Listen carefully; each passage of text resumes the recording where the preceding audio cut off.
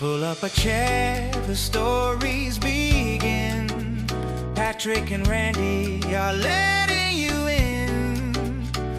From the desert lights where the big names are, it's big conversations, little bar. Athletes and dreamers, stars of the screen, leaders and builders, and all in between, sharing their journeys, how they've come this far. It's big conversations, little bar. Welcome to Big Conversations, Little Bar, the Coachella Valley's favorite podcast, recorded live at Skip Page's Little Bar in Palm Desert. Get ready for another fascinating hour of meeting people who make the Desert City such a spectacular place to be. Now, nestled in their corner booth perch, well lubricated and raring to chat, here's Patrick Evans and Randy Florence. Well, Howard, thank you very much, except I have to point out that we are not in the coveted corner booth. We are not at Skip Page's Little Bar. This is the weirdest thing. We're doing a remote in our TV studio. It's the least remotely It's a remote. It is a remote. You've been begging I've been for begging a remote. for a remote for a couple of years, and we've done it. We finally... Actually, I can go. That's it. You're done. Thank you, Randy. It's been great. It was good. No, I'm really excited about today's episode because I've been trying to get this gentleman, our guest today, on. He comes into town a couple times a year, and I coerced him into doing Eye on the Desert, and I said, oh, by the way, we'll do a remote of my podcast. Billy Stritch is here. Billy, welcome. Billy. Hey there, guys. How are you? Really cool. Does that mean we don't get to drink, though? I've got something in my desk. Okay. But don't tell the boss. He said we. Wait, yeah, right. So right, you and I. Right. Just call the general manager's Yes. office. Wow. Yeah, I don't want you to drink alone. I never want anybody to drink alone. I hate drinking alone. It's not a good look. Hi, guys. How are you? You're- Good? Thanks for being here. You're in town. You just got back from London. Yes, I did. But Yeah. you're in town to play the Purple Room. Again, I love the Purple Room. I'm there Friday and Saturday. Yeah, so my yearly weekend. Your yearly weekend. Yes. Now, but you have done a couple of dates at the McCallum as well. Correct. Yeah. All right, compare and contrast rooms. Well, They're so different. They're really different. I mean, the show I'm doing now at the McCallum is with my pal Jim Caruso, who you know, and we do this open mic thing in New York called Jim Caruso's Cast Party with Billy Stritch at the piano. And in New York, it's a true open mic. People show up and we put them on the list and they get up and sing, and we never know from week to week. But here it's curated, and we have 5 guests each time, and they seem to like it, and they're having us 4 times a year, which I love. You know, Oh, that's it's great. phenomenal. Yeah, we'll be here late November 19th, I think, then February, and then May. So we've got 3 booked ahead. Well, phenomenal. Yeah. So, and what's great about that situation is that they actually set up tables on the stage. Yeah. And so it still feels kind of like a nightclub. Yeah, it's got so that we're cabaret not, feel. So we're not playing to a big 1,700 seat house or anything. So it's got the cabaret feel. But there's nothing like the Purple Room. I love that intimacy. It's the old history. school. Yeah, well, exactly. And it's just being able to see everybody and see faces, and the intimacy of it is really what I love on stage. I love that. I've seen you a few times at the Purple Room, and one of the things that I really love about the show that you do, and I know you always do different kinds of things. First of all, you always introduce me to something new. Good. You always pull something out of your bag that I'm like, and I have a pretty extensive playlist, but you're always like, here's something that maybe you don't know, and it's always amazing, Great. which I love. Well, it keeps it interesting for me. I've been making requests on your radio show for a while. You don't seem familiar with any of those songs. I'm sorry that we don't even have a phone number. Oh, sing. Sure. Texting me in the middle of the night and Everybody wants to hear more Dion. play Jolene doesn't work for me. No, it's not going to happen. So what were you doing in London? Tell people about that trip. There's a club in London right off Piccadilly Circus that's called the Crazy Coqs, like roosters, Coqs, C-O-Q-S. And it's this beautiful little Art Deco kind of room, seats 80 people. And I've worked there many times. They opened it about 12 or 13 years ago. And just in the last 4 years, I've gone every year for the last 4 years since COVID. And Jim and I do the cast party there. I do my own show there. 2 years ago, I took my best friend, who sadly is gone now, Linda Lavin. We worked there. I just love it. I've gone so many times that I've made a lot of friends in London, and there's great talent there, as you would imagine. So we had such a good success 2 weeks ago that we're going to make it a twice yearly thing now. We're going in May, then next November. So they keep having us, and we keep going. So. Absolutely. And it's a great, London's a great city to walk around in, and so much to see and do, and theater, and the dining scene is great now, Do you take any time off, or on these trips do you make sure you're... On London, I do. Yeah. I always add like 3 days onto one end of it so that I can actually see people and see shows, So if you're going to go that far, you might as well hang out, for sure. Yep.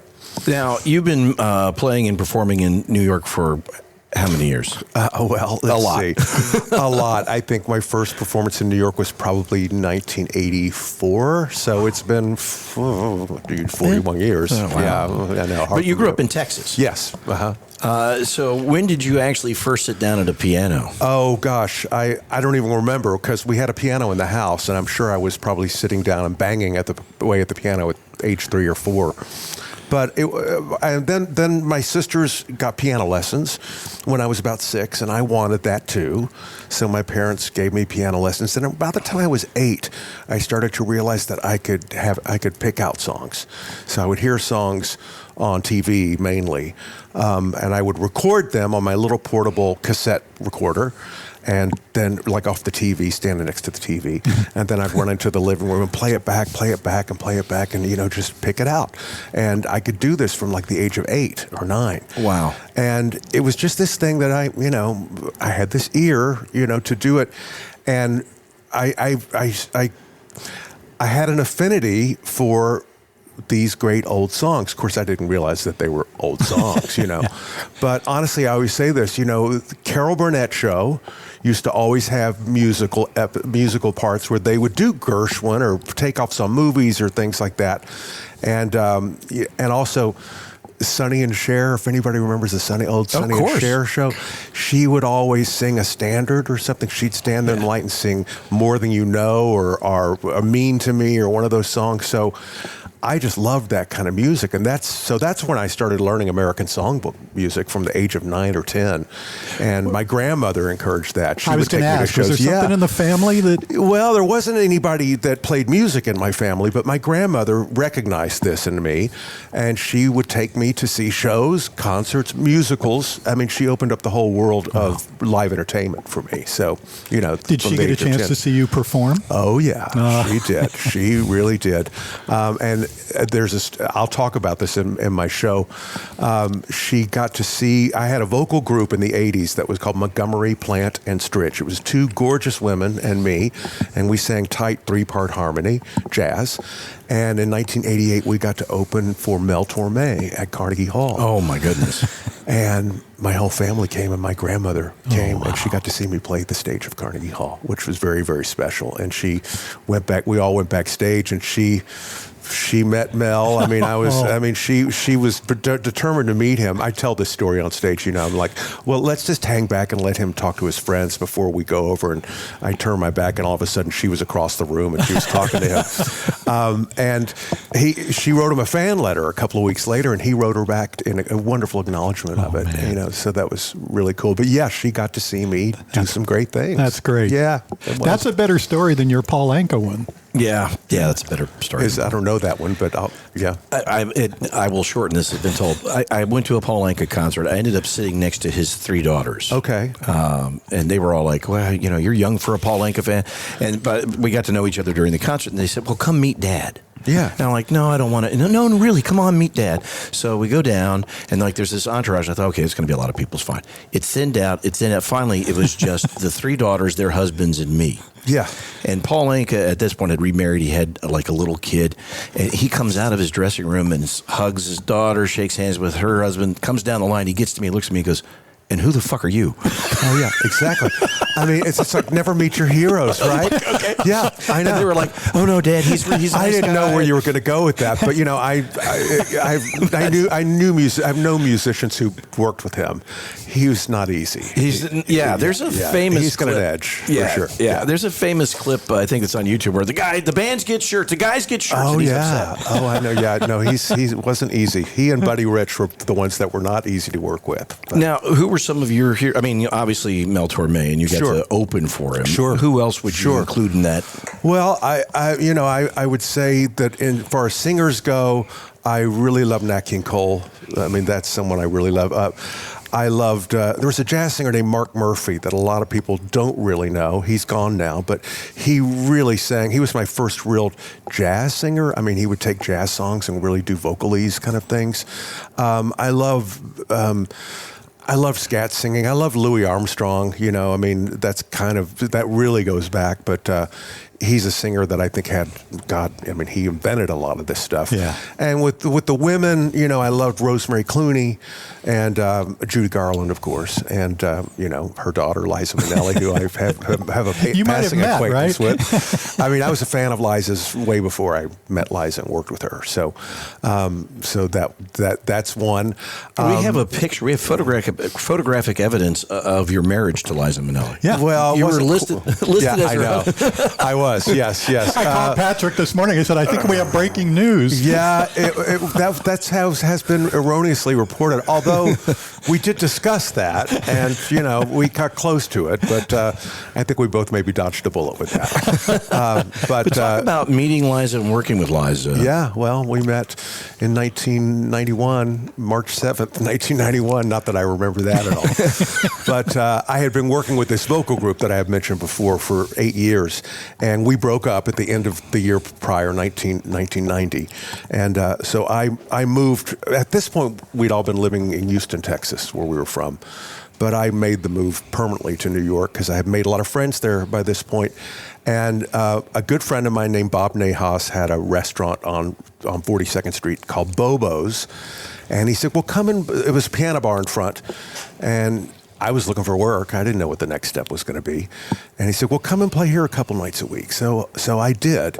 And it was like Tuesdays and Fridays I was going in and working. And invariably I would go in. I knew that Liza frequented this place. And invariably I would go and he'd say, well, you just missed her. She was here last night. You just missed her. So after about 3 or 4 weeks, I thought, well, it's bound to happen. I just knew in my mind that I was going to meet her. So in my mind, I was kind of prepared. And sure enough, one night I go in and the place is very quiet. There's not a lot of people in it. It was a big restaurant. Piano was way up in front. And way in the corner of the room, I see 4 women having dinner all dressed in black. That New York thing, all in black. And Bob kind of points over and goes, that's her. I'm like, okay, all right. So like I said, this was probably like 5:30 in the afternoon.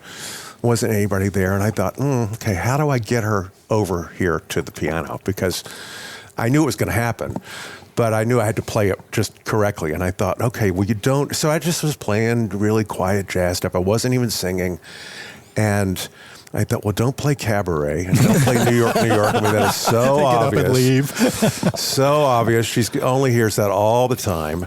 And then I remember this beautiful piece of music from a film that I love called The Bad and the Beautiful. It's a 1952 film called with Kirk Douglas and Lana Turner. Beautiful, gorgeous theme written by David Raxon, who's the man who wrote the great song Laura. Oh, yeah. Love that song. Yeah, you know that, right. So it's full of wonderful harmony. So I start to play that. All of a sudden I see her kind of like look around and she walks over my direction and my heart's starting to go. But, I thought, oh, this is happening. This is supposed to happen. And she's smiling and she's very open. And I remember that very well. There was nothing intimidating. And she comes over and she was like, hi, I'm Liza. I'm like, yeah, no shit. And what's your last name? Yeah, exactly. And she said, how do you know that song? And I said, well, it's from one of my favorite movies. And she said, well, my father directed that movie. And I was like, yeah, I know that. So that was like my trick. Because I thought, don't get her over here with one of her songs. Don't try to get her over here with the Judy Garland song, for Christ's sake. But, knowing her father was this famous director, Vincent Minnelli, I don't know how I knew it, but I thought that's the way to get to her, through her dad. And sure enough, and she sat on the piano bench. We never left each other's side for 25 years. Wow. Yeah. So that's how that happened. So how close did you get to marrying her? Pretty close. Oh yeah, pretty close. Wow. Somebody said I object, and that ended it. Well, no, I mean we were pretty much a hot item for about a year and a half, and then we both kind of realized that really wasn't going to happen, But then we decided, it was a sad breakup, as it often is. But after about 6 weeks, we both kind of realized that we missed each other, and we were already collaborating a lot musically, and that there was no sense in throwing that away because that was a really strong part of our relationship. So then we started working together, and we continued for 25 years, and it was the best thing that ever happened to me. So, thank God we were both smart enough to realize that the relationship was really about that. It was about the music. Yeah, it really was. It was about something deeper and something different. So, yeah. When your group, your 3-person group split up, was it kind of organic, or were you like, no, I'm ready to head to New York? I had nothing to do with it. The two girls, well, I'm not going to blame them, but we had been at it for a long time, and we had a manager in New York, and the goal was to get a recording contract and to become the next Manhattan Transfer. That's really what we wanted to have happen, and he was getting us a lot of work, and we were doing jazz festivals in Europe. And like I said, opening for Mel Tormé. We did the Newport Jazz Festival, but we just couldn't it was such a visual group, and we just couldn't get a record contract. And that became very strain. It became a strain, and it became a drag. Yeah. And the two girls, they both had guys they were seeing, and they both just were more, they just weren't getting along. I got kind of caught in the crossfire. But, in hindsight, it was exactly the right thing. It ran its course. Yeah.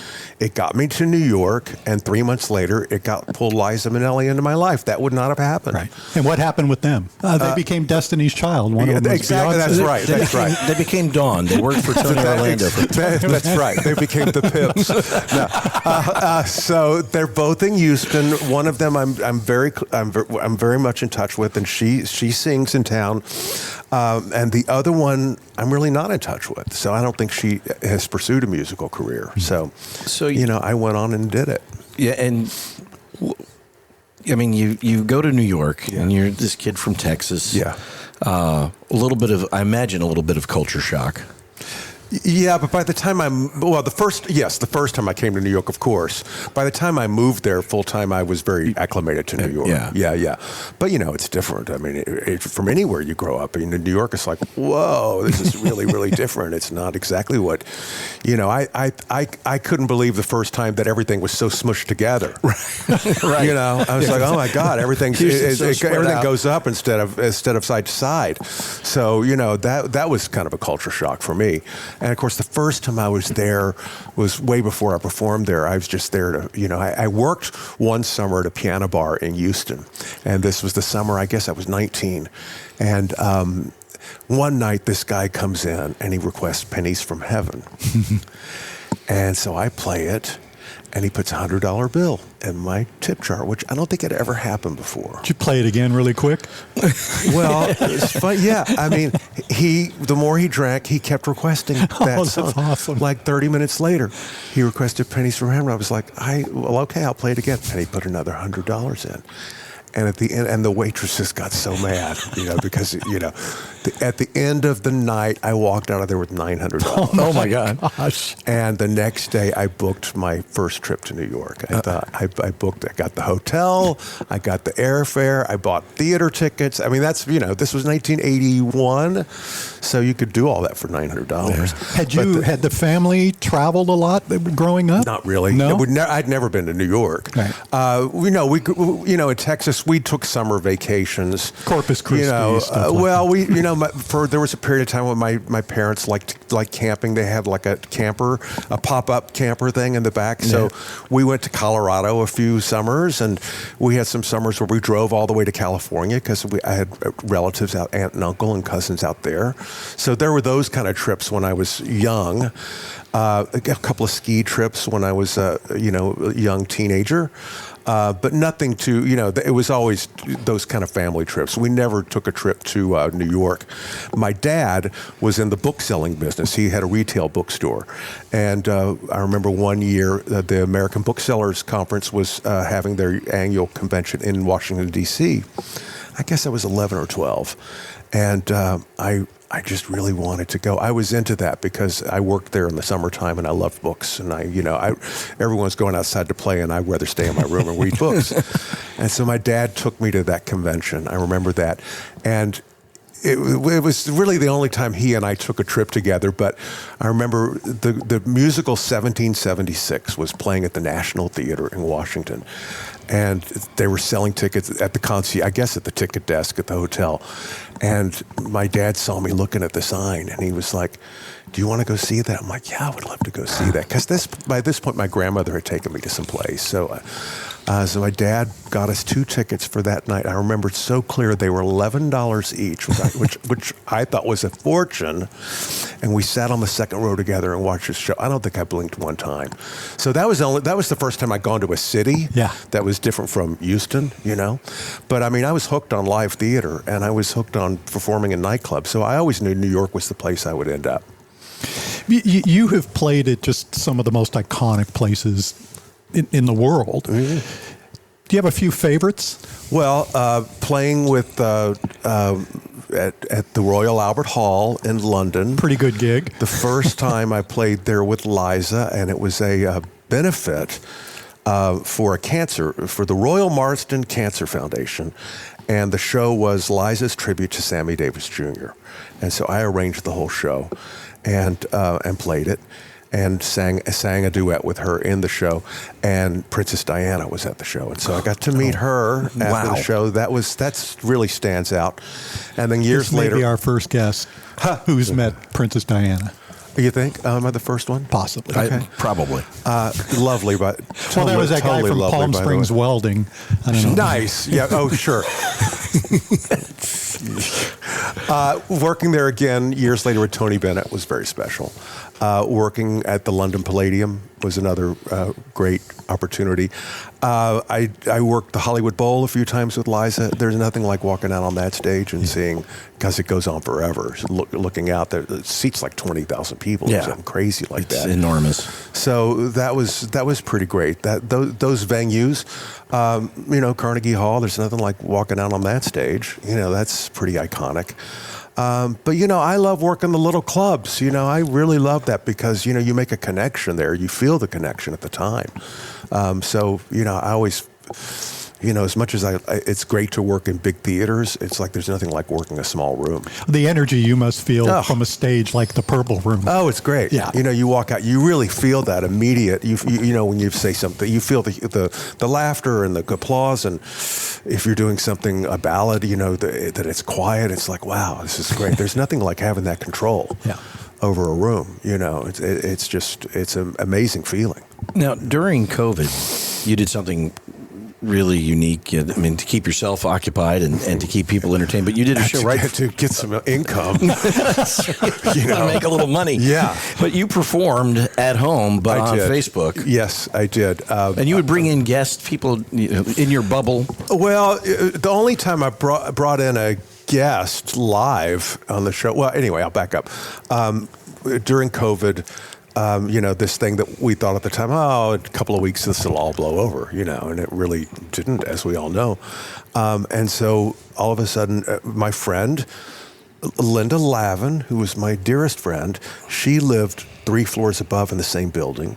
And she and my partner, Doug, and I, and our dogs were the bubble. We were each other's bubble.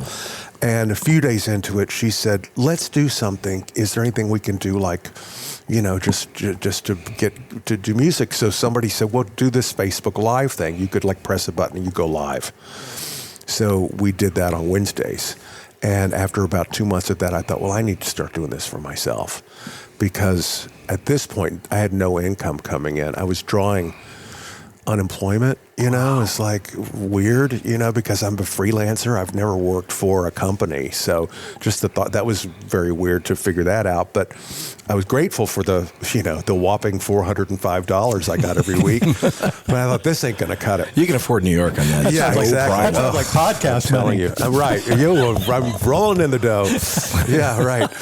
Sure. You did tell him, didn't you? Yeah. Oh, yeah. There's no check at Is the this end going of to it? put me in a lower tax bracket? I'm sorry. Okay. Sure. It's like one time somebody requested New York, New York, and put like 50 cents. And I said, what 4 bars of the song would you like to hear? But anyway, I started doing these live streams on Thursday night. My partner and I, Doug, learned how to do the webcam. We painted the wall red. We made it look, we bought ring lights. Who didn't buy a ring light during that time?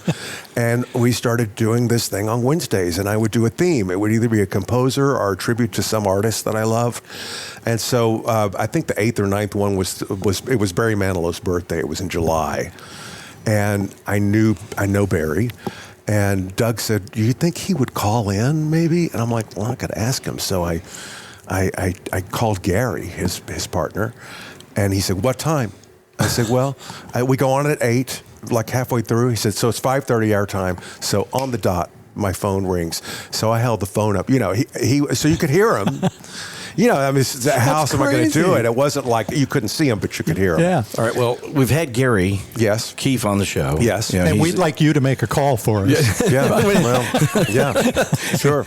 Barry has not even called into our podcast. Not once. Yeah. Well, Maybe you can do a remote from their house. That would be really good. Oh, yeah. That's a great idea. Yeah, exactly. So that went on for how long? How long did you do? 65 weeks. Wow. Yeah, 65 weeks. And then finally, I was back to work.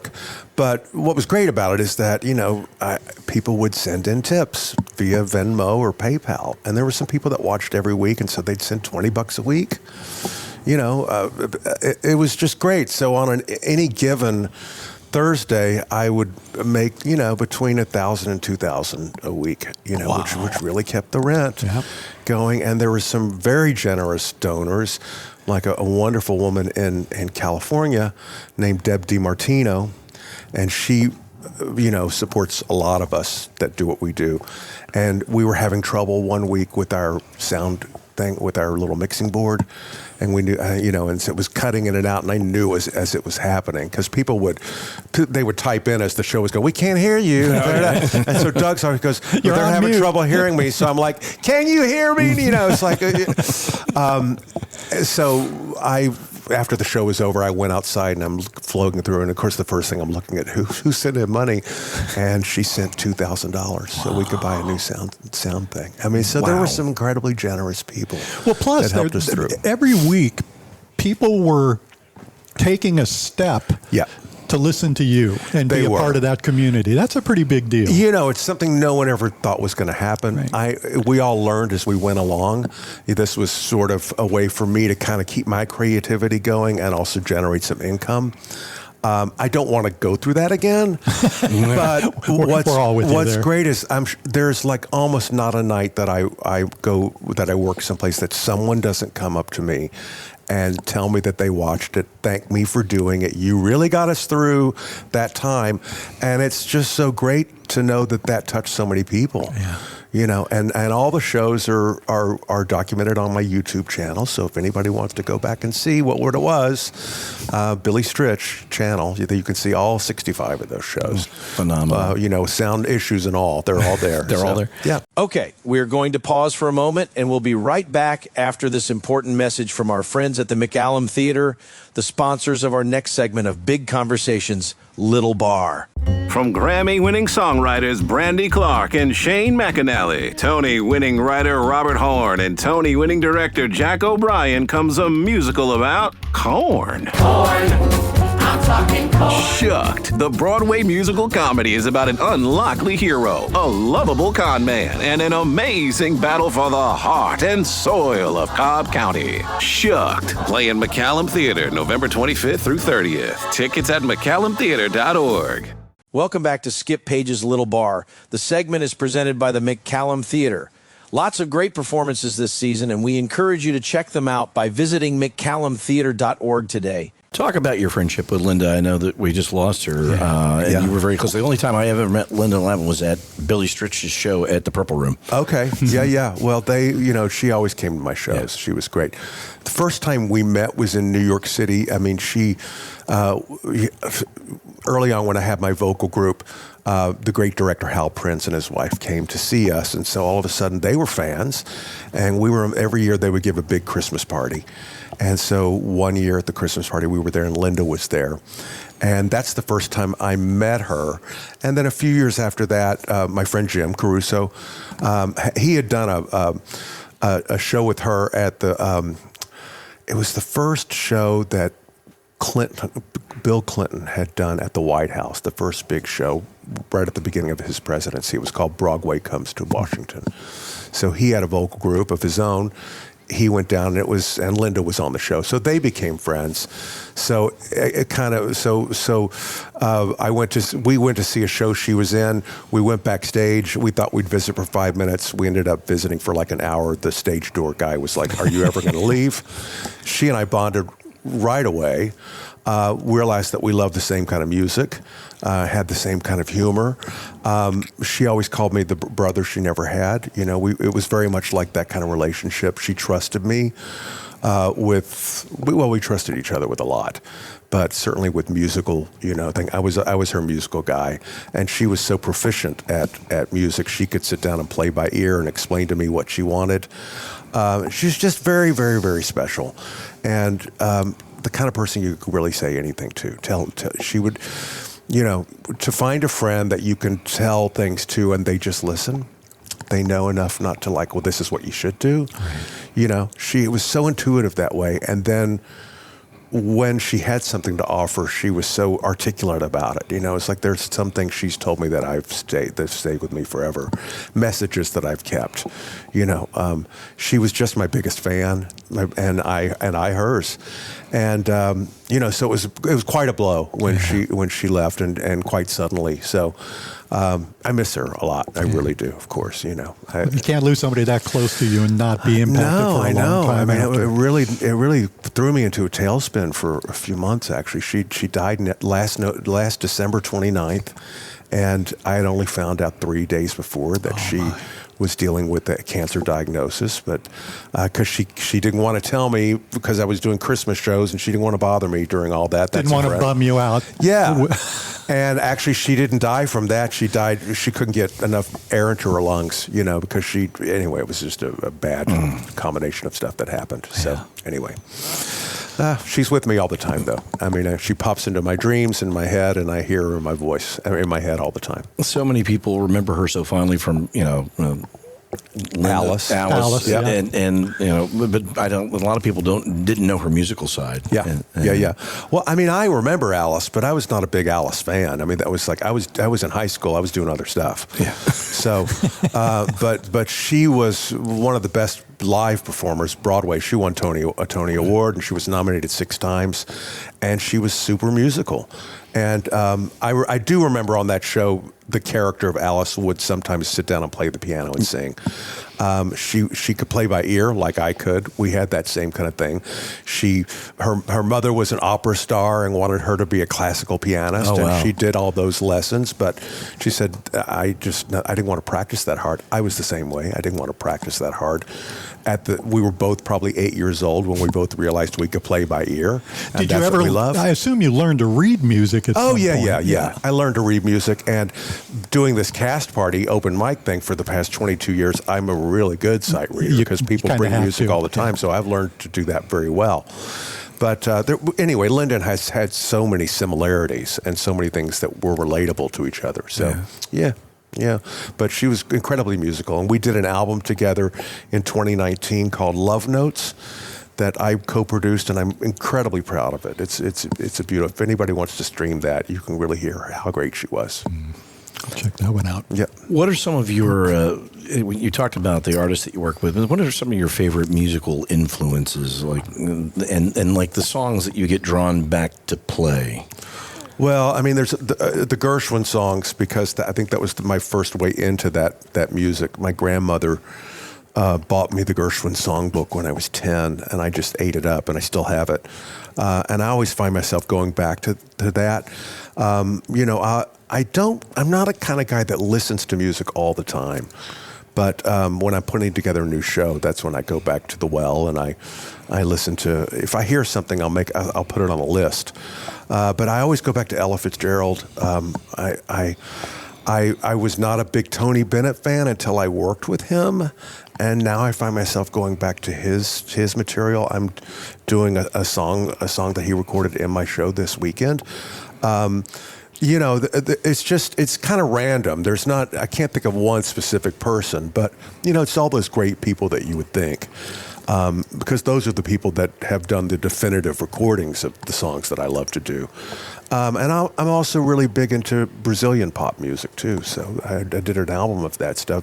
Antonio Carlos Jobim, who wrote Girl from Ipanema and Wave and all that stuff. I mean, I love that music. So I always try to put a little of that in the show, too. I had a chance to interview Tony Bennett many, many, many years ago. And he was such a delightful guy. Did he say, "Who the fuck is this? Who the fuck are you?" Sorry. He was the total antithesis of Paul Anka. He was so nice. Mm-hmm. He was so charming. Yeah. And so accommodating. Yes. We went to do this interview for the television station I was working for, and it just ended up, he didn't have an entourage. It was just Tony. Yep. And he sat down, he pulled up a chair next to us, like, okay, well, we're going to do this interview live at 5 o'clock. It's, 4:40. What do you want to talk about? Yeah. Tell me about you. He was just that guy. He was. I mean, speaking of no entourage, when I got a call. I was walking my dogs one day in the park, and this was like 19. Hello, what year are we in? It's 2016. And the phone rings and it says no caller ID. Okay, I only knew 2 people that would come up with, and hello, and I hear this. Is this Billy? I'm like, yes. Billy, it's Tony Bennett, and I have met Tony before. I'm not sure he remembered meeting me, but I met him with Liza and other people. Because I'm looking for a new guy to play piano. Would you be interested? I'm like, well, sure, I'd be interested. So, I mean, he made the call himself, is my point. Crazy. And he lived about a block away from me on Central Park South. Can you come over one day this week? Let's play some songs together and see if it works out. I said, sure, when? So I went over there like that Thursday, sat at his beautiful 9-foot Busendorfer grand piano. What do you want to do? Let's sing Love Walked In. So we do that. What do you know? It amazes me. And we did that. And after 2 songs, he said, do you want the job? I'm like, yeah, I want the job. It was great. So, within a week, I think 10 days later I did my first job with him. Oh, man. Yeah. Because he was working with Ralph Sharon, right? That was his longtime guy. Yeah, the longtime guy. I met him. 30-something years they worked together. Ralph was the guy who found the song I Left My Heart in San Francisco and said, you should record this. Oh, really? Yeah. I didn't know that story. Yeah, he did. Wow. And then he worked with a lot of guys I knew. A guy named Mike Renzi, who was one of the greatest guys, who had played for Mel Tormé and Peggy Lee. He played for Tony for a long time. Also played for Lena Horne.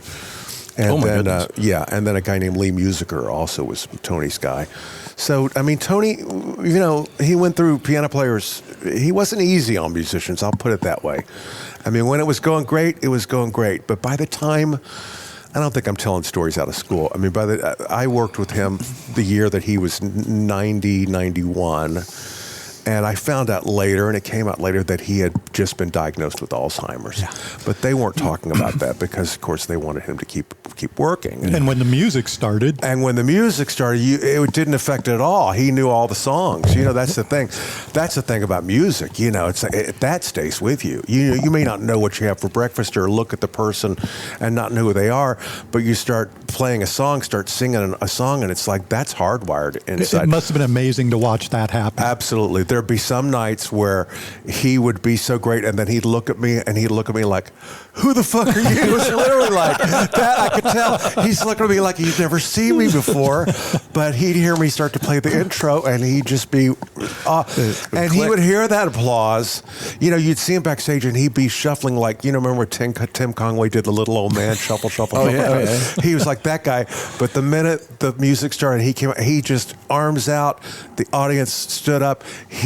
20 years came off of him. He needed that. He thrived to stay on alive. that. Yeah. And I felt bad when COVID happened because he was working all the way to that time, and that, I'm not saying it hastened anything for him, but it was just not good timing. And I don't think he understood at the time why he wasn't working, why he couldn't go out and work. I don't think he really was able to grasp that. So everything didn't go on the way it should have. So an extraordinary, change in routine, and routine is so important. Absolutely. You've been doing the cast party for, you said 22. Yeah. But who's counting? And of course you have, in New York you have this amazing pool of incredible talent to come in it. Who's been like a big surprise at, like, were you like, holy cow? Well, Natalie Cole came in one night. She didn't sing, but she was there one night. Tony came in one night. Shirley Bassey was there one night. Oh, wow. One of the greatest nights I remember was, this was early on in Cast Party, and the New York Times had done a feature on it, and we do Cast Party on a Monday, and the feature came out on Monday, and I got a call from the great songwriter Betty Comden of Comden and Green. They had written so many things, so many great. They wrote "Bells Are Ringing," and they wrote "The Bandwagon," and they wrote all these great. So legendary lady, and I had met her a couple of times, and she called me, and she was quite old by that point, and she said, I was just reading this article about Cast Party. I would love to go. How do I get there? And I said, well, this is how you get there. I come and pick you up tonight, and you come. So Doug and I got in a cab, and we picked her up at her Upper West Side. We took her to Cast Party. She got up to sing. She brought her own music. What I love, people bring their music. Well, when she brought her music, it was actually the Comden and Green Songbook. Oh my God! And she brought it to me, and she signed it and let me keep it. She wrote "On the Town," Oh my gosh. And just so if you look her up, it's like "Just in Time, I Found You." That's her lyric.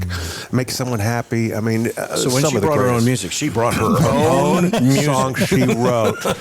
No pressure there. That was a great. Jim introduced her. I think the ovation went on for minutes and minutes. That's a memory I really, really treasure. And you guys do that at Birdland. Yes, Birdland. And that's where you play most of the time. And that's my New York home base. That's your residence. Yes, exactly. Yeah. It's every Monday night at Birdland at 9:30. And if anybody's in New York on a Monday, come, because it's a fun night.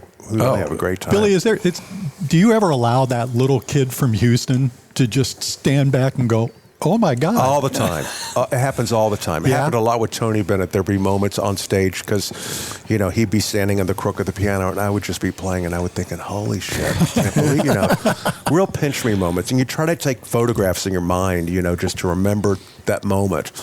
And the more I do this and the older I get, the more moments like that I have. I'm so grateful to do what I do and to be able to look out and see people that are happy because they're enjoying what I do. Just watching the joy on your face the night that we were doing that cast party from One Night Only. Well, that was that One Night Only. So many stars and people you obviously were very familiar with, but they're just standing around the piano and they're people. They're like pals of yours. Yeah. We're kind of hanging on the periphery, just watching this. Right. It just looked like so much fun. It is fun, because it brings everybody together, and nobody.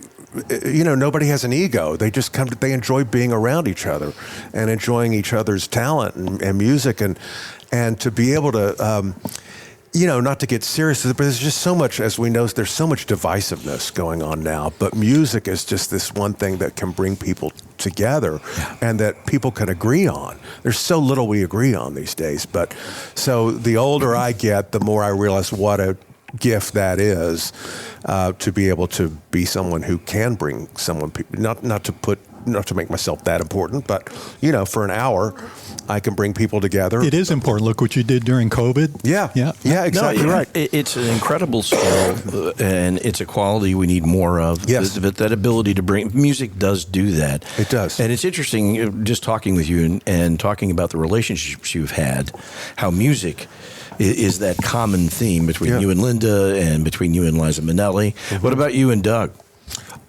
Well, he's not a singer or a musician, but he certainly appreciates all that. He's an art. He's more of a visual artist. He does that. He sees things and he can design and see how things are supposed to look, and so that's where his talent lays. Where's the cough button? Okay, John's not even operating it. Yeah, so that's kind of he moved to New York actually to be an actor, and then he realized that's such a heavily competitive business. So then he moved into the behind the scenes, and now he works in front of house, and he works in box office management, that kind of thing. Okay. So, yeah, so it's showbiz adjacent. Yeah. Yeah. Mm. Of everything that you've done, do you prefer sitting at the piano? Of everything I've done? Everything you've done. You mean everything I've done Writing, artistically? singing. Artistically, yes. Okay, I got you. We'll do the next episode. I know. That's the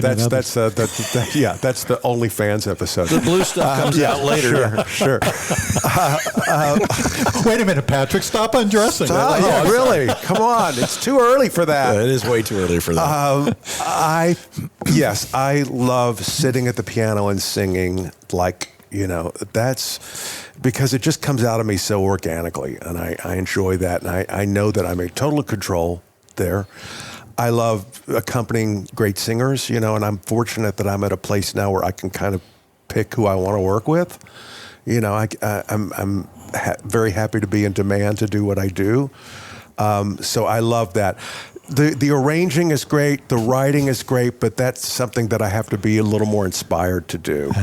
It's I don't know, it takes a little more work. Sitting at the piano is not work to me. Basically I just show up and I just do it and I have a good time, and I know it's going to be fine.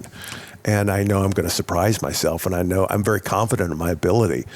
And I've never been one of those people that I'm not a big self-promoter. I'm not a big, not that I have regrets about it, but I see people who really have pushed their own career. Yeah.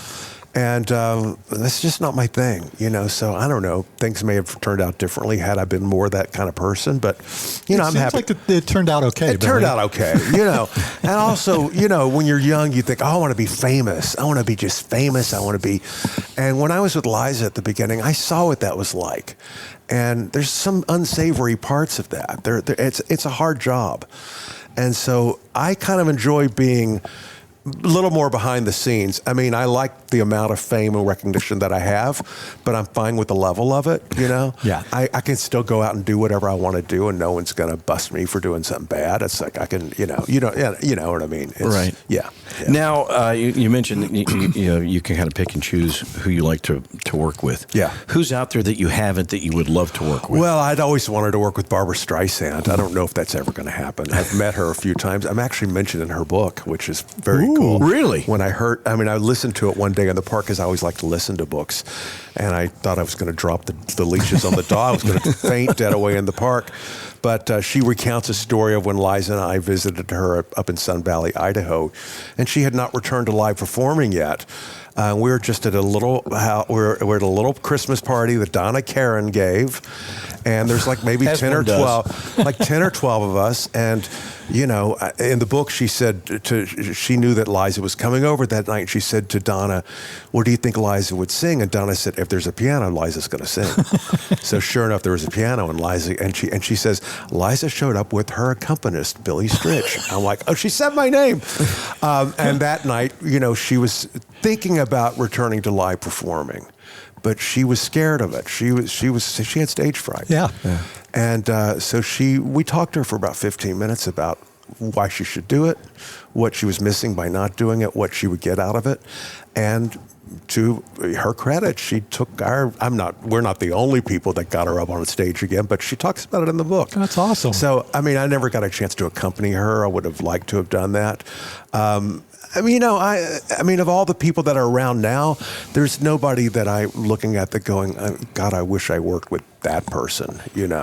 I've worked with some pretty iconic people. Yeah, So, you have indeed. I was lucky enough to come along at a time where I could know and play. I played for Barbara Cook a couple of times, Tony and Liza, and played for Roberta Flack a couple of times.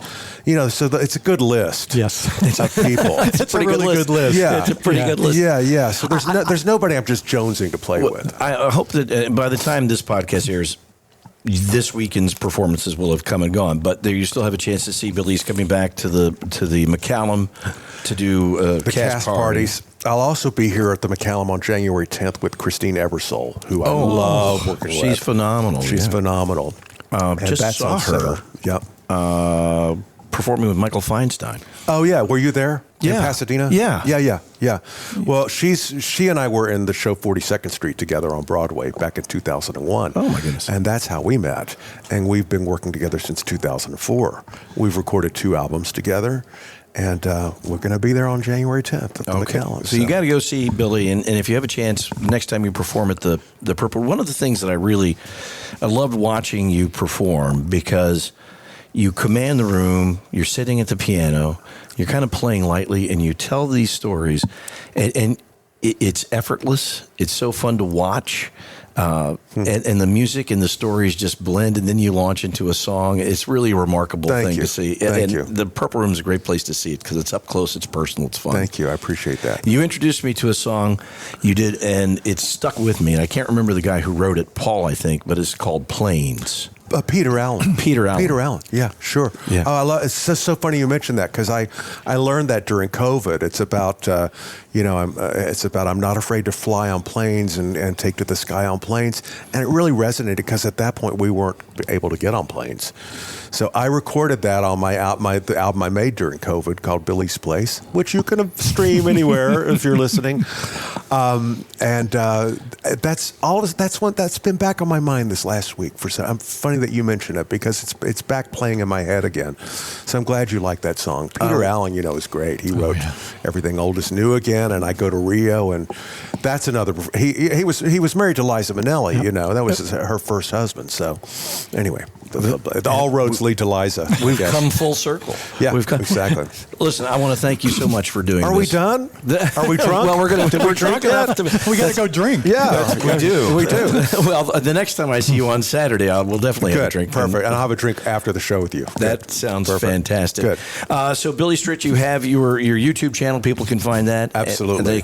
You stream your music with whichever music streaming service they enjoy. It's all there. Yep, absolutely. All the albums are there. Well, I really encourage you to check it out. It is so phenomenal, and thank you so much. I always love it when you come to town. We've been talking about this for a while. Yeah. Good. I'm glad it finally worked out. So you guys are crazy, but you asked the really good questions, and I do appreciate that. Good, thank you. It's a fun conversation. This has been terrific. Thank you so much. Our Thanks, guest, Billy. Billy Stritch.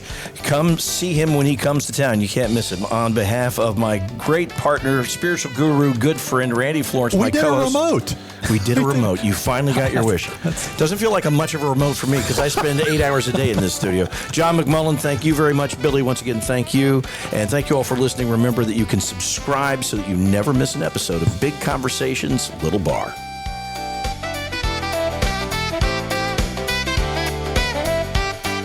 Big Conversations, Little Bar is a production of the Mutual Broadcasting System. This podcast is available in audio and video format. Visit our website at www.bigconversationslittle.bar.com. New episodes are released every Monday.